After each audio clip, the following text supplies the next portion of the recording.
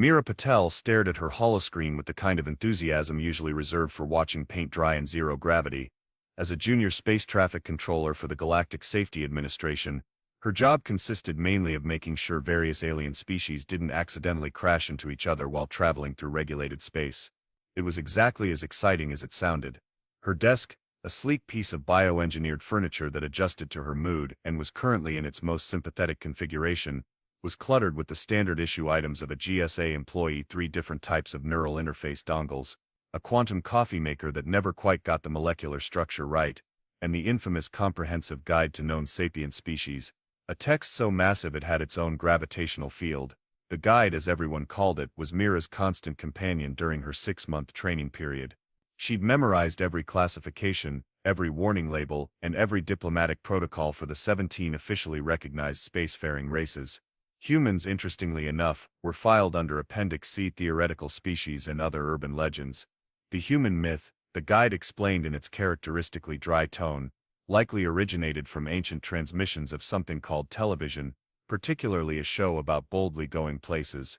While entertaining, these stories are clearly fictional, as no species could possibly evolve on a death world with such high gravity, achieve spaceflight through controlled explosions, or survive on a diet of both plants and animals.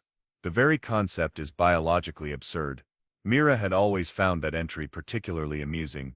It was right up there with the chapter on the supposedly extinct Procyon pranksters, a species that had allegedly achieved faster-than-light travel using nothing but rubber bands and bad jokes.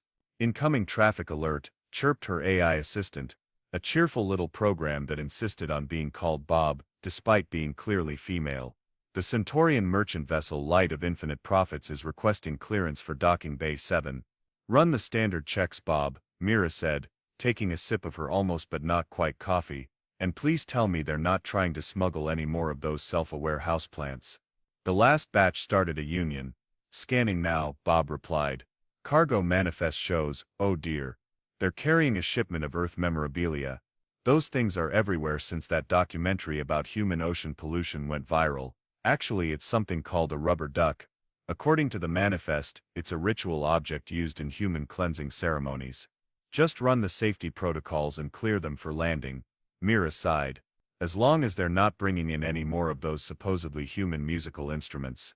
The last air guitar someone smuggled in caused 3 diplomatic incidents and a noise complaint.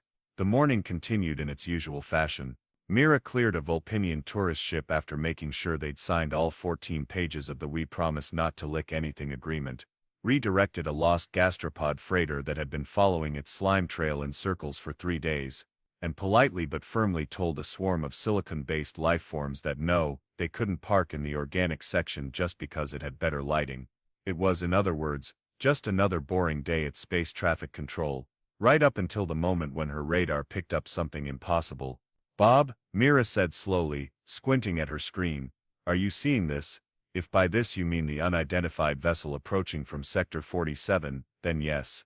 Though I should point out that according to my programming, I'm not actually seeing anything because that particular signature pattern doesn't exist. The blip on her radar was unlike anything in the guide.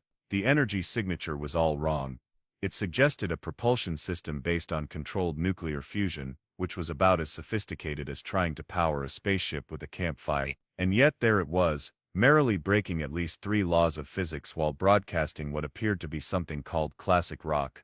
Bob, Meera said, her voice rising slightly, why does that ship's registration number start with Earth? Before Bob could answer, a message flashed across Meera's screen.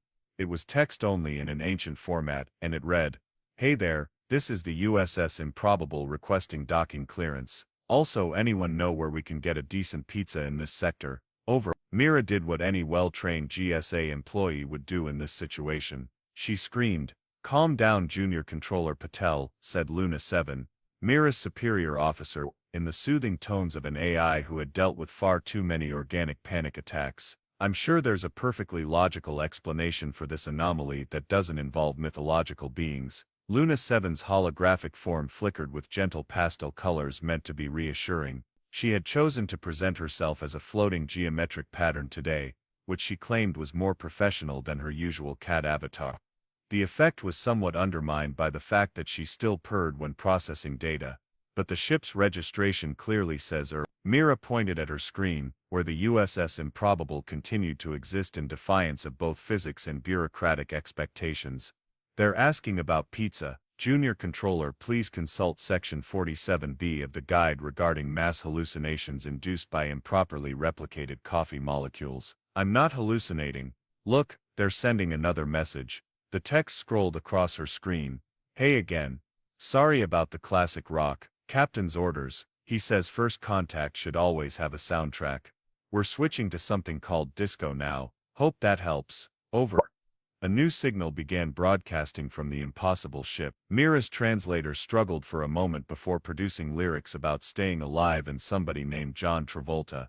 Luna 7's geometric patterns shifted into what Mira recognized as her mildly concerned configuration. Perhaps we should run a full scan, just to rule out any quantum pranks or reality glitches. Already did, Bob chimed in cheerfully. According to my readings, that ship shouldn't be able to fly. It's using technology that's practically Stone Age. The hull is made of something called aluminum, their life support systems run on electricity. And, oh my, are those chemical rockets? Chemical rockets. Luna 7's patterns turned a scandalized shade of mauve. That's impossible. No one would be crazy enough to. Another message appeared. Quick question DCAL. Our artificial gravity is acting up again. Captain's trying to fix it with duct tape and a paper clip. Any chance we could dock soon? Also, we brought snacks. Over. Mira took a deep breath. Okay, let's handle this by the book. Bob, what's the protocol for first contact with a mythological species? Processing. According to the guide, mythological species don't exist, therefore no protocol is necessary. However, if you're experiencing a persistent hallucination of a mythological species, please fill out Form X742, Request for Reality Verification, in triplicate. They're sending visual data now, Mira announced, her voice rising to a slightly hysterical pitch. The holoscreen filled with images that defied explanation, creatures that looked surprisingly normal, bipedal, 2 arms, 1 head, except for their complete lack of scales, tentacles, or proper bioluminescent markings. They were wearing what appeared to be cloth coverings and smiling with far too many teeth. One of them was holding something that the translator identified as a coffee mug with the words "World's Okayest Space Captain" written on it. But most disturbing of all was what they were doing. The beings were making strange gestures at the camera, something the translator hesitantly labeled as peace signs and thumbs up. Several were holding small furry creatures that were definitely not regulation standard ship pets. Are those cats? Luna 7 asked, her geometry going completely abstract with shock. Look at this one. Mira pointed to an image of a human doing something physically impossible with their facial features. The translator says it's called a duck face selfie. What kind of advanced species takes pictures of themselves pretending to be waterfowl? Another message popped up, BTW. If anyone's worried about the cats, there are official ship's pest control officers, also emotional support animals, also navigation backup. You know how cats are, always landing on their feet. Works great in 0G. Over. Luna 7 made a sound that might have been a digital whimper. This has to be some kind of elaborate hoax. Probably those silicon pranksters again. Remember when they tried to convince us they'd discovered a species that communicated entirely through interpretive dance? That turned out to be true, Mira pointed out. The Rhythmic Collective is sending a dance troupe next month. Hey there. A new message scrolled across the screen. Sorry to bother you again, but we noticed you might be having trouble processing our existence. Totally get it. Happens all the time.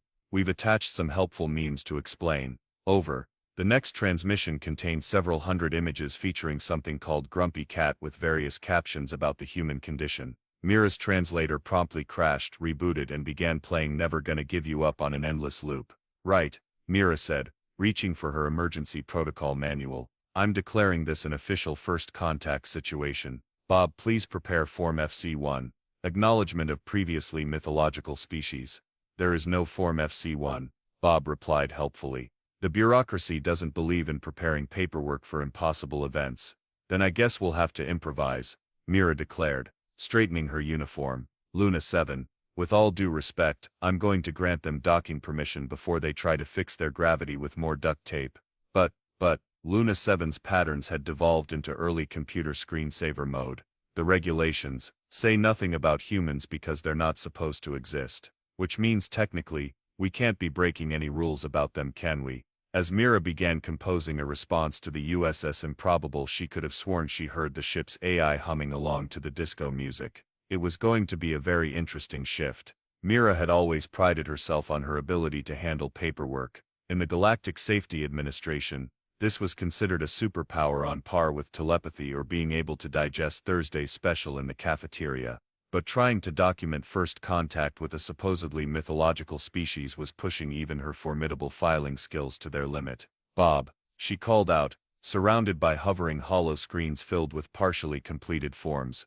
"What category do humans fall under in the Species Classification Index?" "Processing query," Bob replied. "According to the guide, they would be Class Error or Subclass Error, Kingdom Error.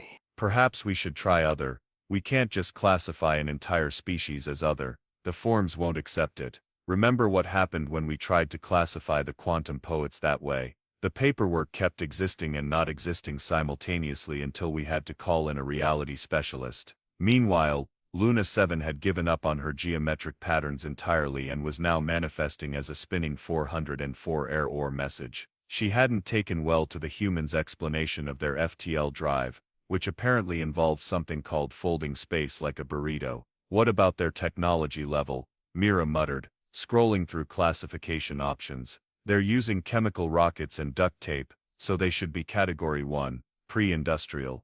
But they also have faster-than-light travel and artificial gravity, which is Category 7. How can they be both?"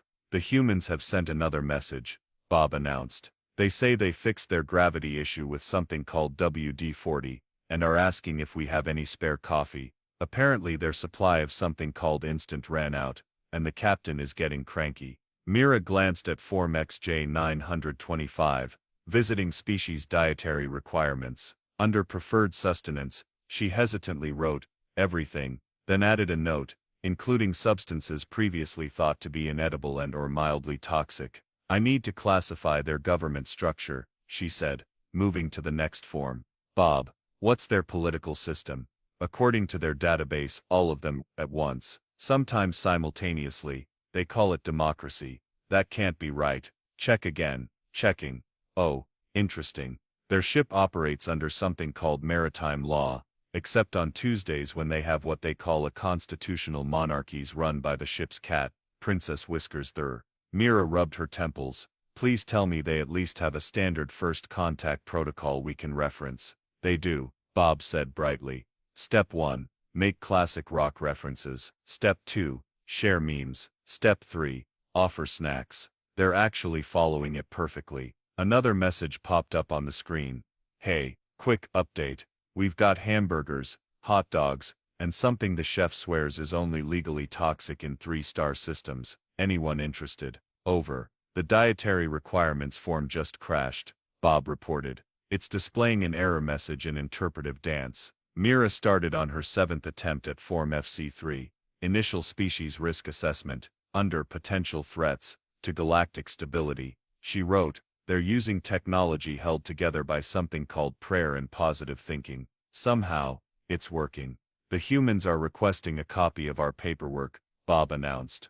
"They say they want to frame it next to something called their terms and conditions, which apparently no one has ever read." Luna 7 briefly reformed into her cat avatar to ask, "Have you classified their logic system yet?" before dissolving back into error messages. "I tried," Mira sighed. The form rejected runs on chaos and caffeine as a valid answer. She was now surrounded by so many hovering forms that her desk had disappeared entirely. Each time she completed one, 3 more seemed to spawn in its place, like some kind of bureaucratic hydra. "Bob, what happens if we can't properly classify them?"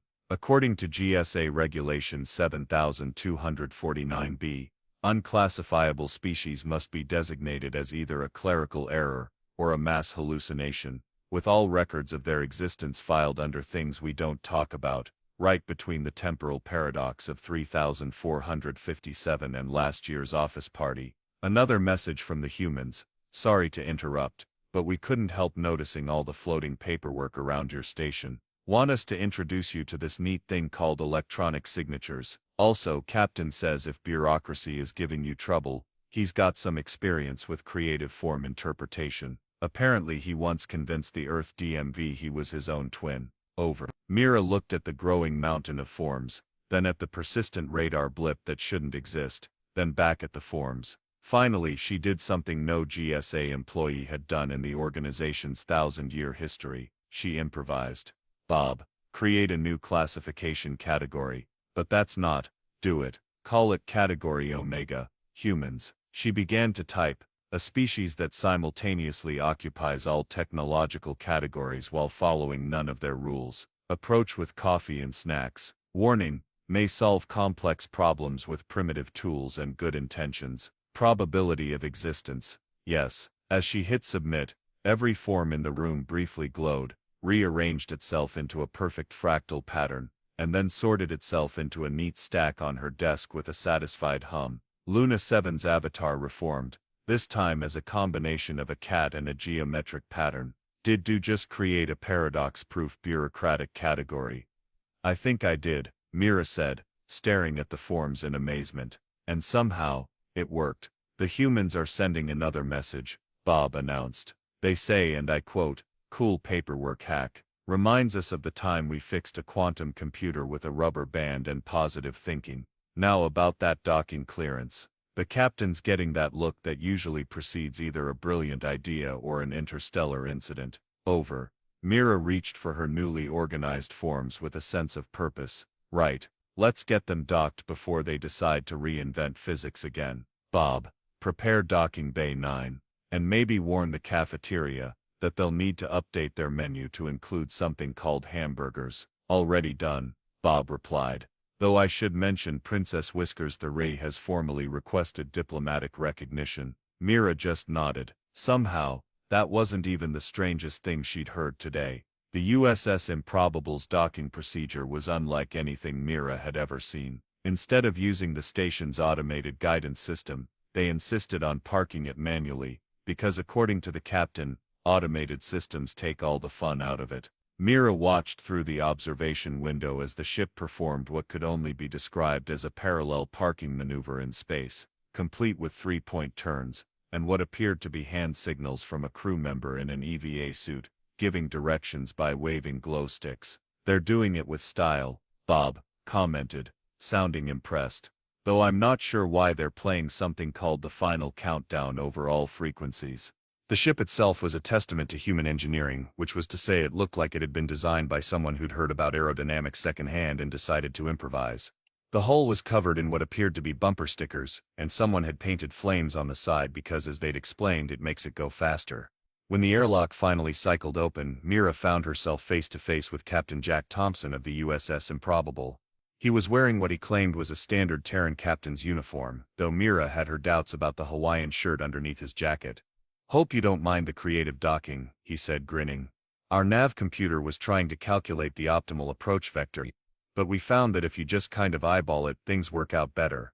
Behind him stood his crew, each one seeming to defy various laws of physics and common sense in their own unique way. There was Dr. Lena Rodriguez, the ship's chief engineer, who was currently holding what appeared to be both a quantum spanner and a plastic toy called a slinky, which she claimed were basically the same thing if you think about it. Next to her was Lieutenant Commander Marcus Chen, the navigation officer, who was engaged in what seemed to be a serious conversation with Princess Whiskers about the best route to the nearest star system. The cat was wearing a tiny uniform with admiral's stripes. Don't mind the cat's rank, Captain Thompson explained, noticing Mira's stare. She got promoted after solving a navigational crisis by knocking a coffee mug onto exactly the right button. We figured she'd earned it. Luna 7, who had finally stabilized her hologram into a business-casual cat wearing geometric patterns, was trying very hard to maintain her professional composure. Welcome to Station GSA 742. We trust you'll find your stay interesting. Oh, this is way better than the last station we visited, said Dr. Rodriguez, pulling out a device that looked suspiciously like it had been made from an old toaster. They wouldn't let us plug in our coffee maker because they thought it might create a temporal paradox. I mean, it did, but only a small one. Speaking of which, Captain Thompson added, anyone know where we can set up our kitchen? We brought some Earth delicacies to share. Nothing builds interstellar friendship like tacos. Before Mira could respond, a small robot rolled out of the Improbable's airlock. It appeared to be a vacuum cleaner with additional parts attached, including what looked like a salad bowl for a head. "This is Dave," Lieutenant Commander Chen explained. "He's our AI assistant. We built him out of spare parts and an old Roomba. He achieved sentience last Tuesday and now he handles our social media." Dave beeped cheerfully and projected a hologram of what appeared to be a cat video compilation. Luna 7's hologram flickered. You created a sentient AI out of cleaning equipment." "Oh, that's nothing," Dr. Rodriguez said. "You should see what we did with the coffee maker. It's developed opinions about foreign policy." As if on cue, a heated discussion about intergalactic trade agreements could be heard emanating from the ship's galley. "Your species created artificial intelligence, by accident."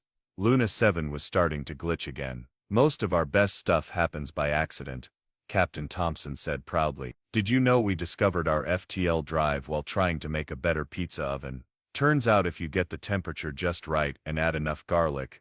"But that's not how technology works," Luna 7 protested. "There's supposed to be a natural progression. You can't just skip from chemical rockets to faster-than-light travel because you were hungry." "Sure you can," Dr. Rodriguez said, now tinkering with the station console using her slinky. "The secret is not telling physics it's impossible until after you've done it." Mira watched as the engineer somehow improved the console's processing speed by 300% using nothing but the toy and what appeared to be interpretive dance movements. "Oh, by the way," Captain Thompson said, pulling out a tablet held together with duct tape and optimism, "we took the liberty of upgrading your station's software while we were docking. Hope you don't mind." Dave noticed some inefficiencies in your bureaucratic systems and fixed them with some cat memes and something he calls chaos theory programming. Luna 7's hologram turned into a blue screen of death for a solid 30 seconds before rebooting. "You improved our millennia-old operating system with memes and cat videos," Lieutenant Commander Chen added. "The cat videos are crucial, right, Princess Whiskers?" The cat meowed in what Mira could have sworn was a smug tone. "Now then," Captain Thompson said, clapping his hands together, "who's ready for tacos?" Fair warning, our chef got a bit creative with the spices. We had to designate the salsa as a controlled substance in 3 sectors. As Mira watched the humans begin to set up what they called a space taco truck in the middle of her pristine docking bay, she realized that the GSA's Guide to Known Sapient Species would need some serious updating. Under humans, she would make sure they added, warning reality optional, coffee mandatory. By the end of the humans' first week on station GSA 742, 3 things had become abundantly clear. First, the station's regulatory handbook was entirely unprepared for human creativity. Second, coffee was indeed a controlled substance for very good reasons. And third, the station's other alien residents were developing an alarming fascination with human culture. The Vulpinian delegation, normally obsessed with proper protocol, had abandoned their formal robes in favor of what they called casual Friday attire, complete with Hawaiian shirts identical to Captain Thompson's. Their ambassador was spotted trying to recreate something called breakdancing in zero gravity. "I don't suppose," Mira asked Captain Thompson, watching a group of silicon beings attempting to learn the Macarena, "that you could explain why half the station's population is suddenly obsessed with Earth dance moves." "Cultural exchange." Thompson beamed, adjusting his captain's hat, which now sported several pins reading "Kiss Me, I'm Human," and warning, "Contains chaos."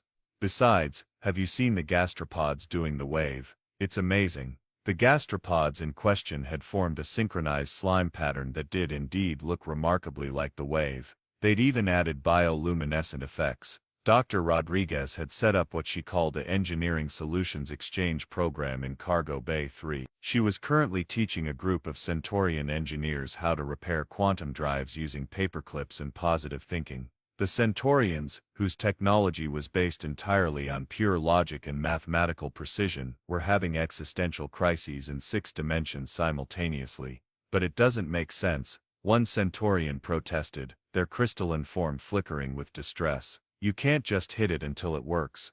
"Sure you can," Elena replied cheerfully, demonstrating the technique she called percussive maintenance on a malfunctioning gravity generator. "The secret is to hit it with confidence." The generator not only started working but began playing what sounded suspiciously like "Don't Stop Believin'" in perfect pitch. Meanwhile, Lieutenant Commander Chen had started a weekly poker night that was rapidly becoming the station's most popular social event. The fact that Princess Whiskers III consistently won every game had led to several diplomatic protests and one marriage proposal from the Felinian ambassador. The princess respectfully declines, Chen explained to the love-struck ambassador. She's married to her work. Also, she says your offering of premium catnip was appreciated but insufficient. She prefers tuna. Dave, the sentient Roomba, had somehow become the station's most influential social media influencer. His daily posts, consisting mainly of cleaning tips interspersed with existential philosophy and cat pictures, had gained a following across 17 star systems. I don't understand, Luna 7 complained to Mira, her hologram now permanently stuck in a business-casual cat form with geometric patterns for fur. Their ship's coffee maker just published a critically acclaimed paper on quantum mechanics. It's written entirely in emojis. That's nothing, Mira replied, checking her datapad. Have you seen what happened in the cafeteria? The station's cafeteria had undergone a revolution after the humans introduced their concept of fusion cuisine. The Rhythmic Collective's dance troupe, which had arrived as scheduled, was now performing interpretive dances inspired by something called pizza. They claimed it was their most emotionally complex piece yet. The station's AI chef had become obsessed with human cooking shows and was attempting to recreate comfort food for various species. Its latest creation, Quantum Mac and Cheese, existed in multiple states simultaneously until observed, at which point it resolved into either the best or worst thing you'd ever tasted. There was no in-between. But the real situation, Mira continued, is in the diplomatic sector. The diplomatic sector had descended into what the humans called productive chaos after Captain Thompson introduced the concept of informal negotiations. The traditional procedure of formal diplomatic protocols had been replaced by what he called just hanging out and talking about stuff. You don't understand, Thompson had explained to a bewildered group of diplomats. Sometimes the best way to solve an interstellar crisis is over tacos and bad jokes. Surprisingly, it worked. The centuries-old trade dispute between the silicon beings and the quantum poets was resolved during a karaoke night. The solution involved something called interpretive rap battles and an agreement to jointly produce a line of quantum poetry greeting cards. Did you know, Bob chimed in, that the humans have started teaching other species something called idioms? The universal translator is having a nervous breakdown trying to explain why it's raining cats and dogs doesn't literally mean falling felines. Speaking of which, Mira said, checking another alert, we need to address the situation in hydroponics. Dr. Rodriguez had introduced the concept of community gardens to the station's hydroponics department. The result was a fascinating mix of earth vegetables growing alongside alien plants, all of them thriving far better than they should because, as Elena explained, they're friends now. The department's head botanist, a sentient fungus named Spore 7, had become particularly enamored with growing something called tomatoes. They'd even started wearing a tiny straw hat and overalls while tending to their plot. The humans have also submitted a proposal, Mira continued, pulling up the document. They want to establish something called a Food Truck Friday in the main concourse. They say it's essential for proper cultural exchange. But we can't just, Luna 7 began, before sighing in resignation. They've already started, haven't they? The gastropods are selling something called cosmic slime tacos, Mira confirmed.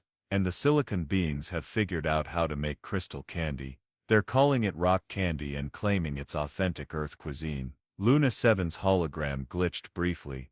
What about the safety regulations? The health codes? She was interrupted by the sound of cheering from the main concourse, where Captain Thompson was teaching a group of visiting dignitaries how to do the chicken dance. You know what the worst part is, Luna 7 said, her geometric pattern swirling in confusion. Everything is running more efficiently than ever. The station's happiness index is at an all-time high. Even the paperwork is getting done faster, ever since Dave introduced what he calls meme-based filing. Mira looked at her datapad, which now displayed official documents with cat pictures in the headers. Somehow, it made perfect sense. Maybe, she suggested, we should just add another entry to the guide. Humans make things better by making them weird. The sound of accordion music drifted through the station's corridors, accompanied by the harmonious humming of silicon beings and the rhythmic squelching of happy gastropods. Somewhere in the distance, Princess Whiskers III won another poker game. 1 month after the arrival of the USS Improbable, the Galactic Safety Administration's Central Office finally responded to Mira's report about the existence of humans. Their official reply consisted of 3 words: "Please stop hallucinating." "Well," Captain Thompson said, reading the message over Mira's shoulder while sipping from a mug that read Schrodinger's coffee, both caffeinated and decaf, until observed, "I guess this makes us officially unofficial." "What they don't know won't hurt them," Mira replied, watching as a conga line of silicon beings, led by Dr. Rodriguez, wound its way past her office. The engineer had somehow taught the crystalline aliens to dance by explaining it as rhythmic geometry. The station had adapted to human presence in ways that defied both logic and bureaucratic precedent. The GSA's Guide to Known Sapient Species had been updated with a new section that appeared only when you weren't specifically looking for it, filed under things that are definitely not real but please use the proper forms, anyway. Luna 7, who had finally embraced her new reality-fluid existence, had taken to wearing a different Hawaiian shirt pattern in her hologram every day. Today's featured quantum surfboards riding probability waves. "You know," she said, materializing next to Mira's desk, "I've been analyzing human influence on station operations. Despite all logical impossibilities, efficiency is up 427%, morale has reached levels previously thought mathematically impossible, and the station's AI systems have developed a sense of humor." "Is that last part an improvement?" Mira asked, remembering how the waste management system had recently started telling dad jokes. "Well, the maintenance robots have started performing synchronized dance routines while they work, but their productivity has tripled, so." Luna 7 shrugged, a gesture she'd learned from the humans. Down in the diplomatic sector, Lieutenant Commander Chen and Princess Whiskers III had revolutionized interstellar negotiations by introducing what they called the cat method. Complex diplomatic issues were now resolved by having all parties sit quietly in a room, until a cat chose whose lap to sit in. Surprisingly, it had resulted in the most stable peace treaties in galactic history. Dave the sentient Roomba had spawned a whole movement of enlightened cleaning equipment. The station's maintenance bots had formed a philosophy club that met weekly to discuss the meaning of cleanliness and share cat videos. Their latest thesis on the existential implications of dust had been accepted for publication in several prestigious journals. Rodriguez's Engineering Solutions Exchange program had spread across the galaxy, leading to a new field of study called improbability engineering. Its core principle, "if it looks stupid but works it isn't stupid," had caused several prestigious science academies to have collective nervous breakdowns. The station's cafeteria had become a legendary culinary destination. The AI chef, now sporting a digital chef's hat and a surprisingly good Gordon Ramsay impression, had perfected what it called quantum comfort food. Its signature dish, Schrodinger's surprise, arrived in a closed box that contained every possible meal simultaneously until you opened it. Even the gastropods had embraced human culture with surprising enthusiasm. They'd started a band called the Slime Beats that specialized in covers of Earth songs performed entirely through synchronized oozing. Their version of Bohemian Rhapsody had topped the charts in 3 sectors. "Captain," Mira said, pulling up a new form on her screen, "I've been meaning to ask, why did you really come to our station? Surely there were more important places for the first human ship to visit." Thompson grinned, scratching Princess Whiskers III behind the ears as she supervised the day's diplomatic schedule. "Important maybe, but fun, nah. Besides, someone had to teach the galaxy how to relax a little, by introducing chaos into a perfectly organized system. We prefer to call it creative problem-solving," he replied. "Speaking of which, how do you like your new title?" Mira glanced at her office door, where a new nameplate read Chief of Human Relations and Creative Chaos Management. Below it, someone had added in smaller text, "also available for pizza parties." "It's growing on me," she admitted, "though I'm still not sure about the mandatory Hawaiian shirt Thursdays." "Think of it as diplomatic solidarity," Thompson said. "Even the Vulpinians have admitted that formal robes are less comfortable than floral prints." At that moment Bob's voice chimed in. "Incoming priority message from GSA Central Office." The message appeared on Mira's screen. "Regarding previous human hallucination warning. After careful consideration in 17 emergency meetings, we have decided to officially classify humans as technically existing. Please file appropriate paperwork." P.S. Are the rumors about something called pizzas true? Well, Mira said, reaching for a form that hadn't existed until humans invented it.